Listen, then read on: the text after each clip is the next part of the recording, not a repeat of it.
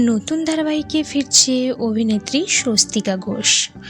সম্প্রতি শেষ হয়েছে অনুরাগের ছোঁয়া ধারাবাহিকটি। প্রায় 4 বছর ধরে টিআরপির তালিকায় শীর্ষে ছিল অনুরাগের ছোঁয়া। এই জনপ্রিয় ধারাবাহিকে দীপা ও সুদীপা চরিত্রে অভিনয় করেছিলেন অভিনেত্রী স্বস্তিকা ঘোষ।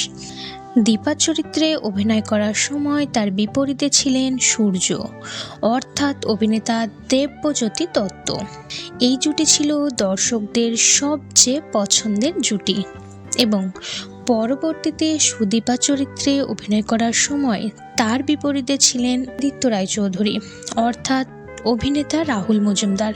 সম্প্রতি স্বস্তিকা ঘোষ এক ইন্টারভিউয়ে জানিয়েছেন তিনি খুবই শীঘ্রই আবারও নতুন ধারাবাহিকে ফিরছেন।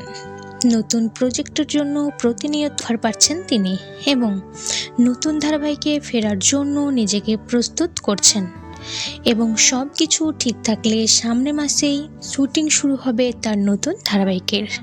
এবং তার নায়ক কে হচ্ছে এমন প্রশ্নের উত্তরে তিনি বলেন সময় হলে সব কিছু জানাবেন তিনি। তো বন্ধুরা, সূর্য দীপা না সুদীপা আদিত্য অর্থাৎ স্বস্তিকা ঘোষের সঙ্গে দেবজ্যোতি না রাহুলকে, কাকে আপনাদের পছন্দ অবশ্যই কমেন্ট করে জানাবেন এবং পরবর্তী কোন নায়কের সঙ্গে স্বস্তিকা ঘোষকে দিতে চান সেটিও জানাবেন।